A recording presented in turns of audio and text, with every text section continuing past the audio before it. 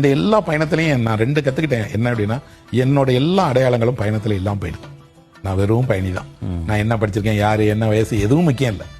ஒரு ஊர்ல இருந்து இன்னொரு ஊருக்கு போற பயணி, அவ்வளவுதான். எனக்கு வேற எந்த அடையாளம் இல்லை. அது ரொம்ப மகிழ்ச்சியா இருக்கு. இன்னொன்னு, பயணத்தின் போதுதான் ஊர்ல இல்ல, வீட்டை புரிஞ்சுக்கிட முடியுது.